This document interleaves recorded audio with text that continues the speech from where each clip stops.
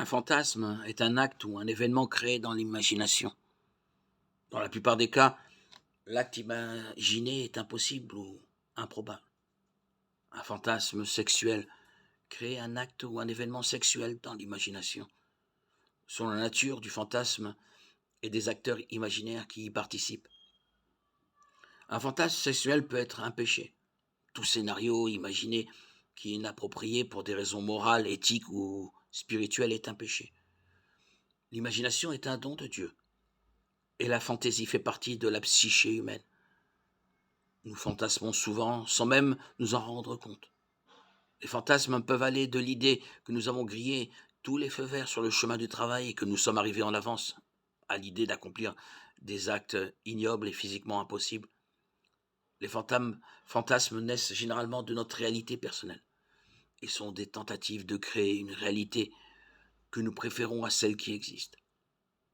Certaines personnes deviennent tellement absorbées par leur vie imaginaire qu'elles se déconnectent de la réalité et des relations réelles. Certaines options Internet permettent aux gens de créer des personnages virtuels et de vivre par procuration à travers ces personnages. La fantaisie sexuelle fait souvent partie de cette réalité virtuelle et permet aux gens de simuler des actes sexuels sans être physiquement présents.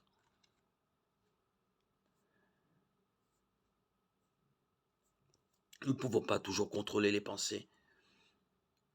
Et cette convoitise, ce désir de fantasme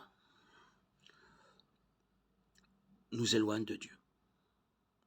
Proverbe 23,7 dit que ce que nous pensons dans notre cœur, c'est ce que nous sommes. Beaucoup diront, mais je ne fais rien de mal. Cependant, la Bible parle beaucoup de nos pensées et dit clairement que même nos fantasmes doivent être soumis à la volonté de Dieu.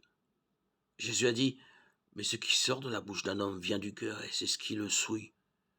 Car c'est du cœur que viennent les mauvaises pensées comme le meurtre, l'adultère, l'immoralité sexuelle, le vol, les faux témoignages, les calomnies.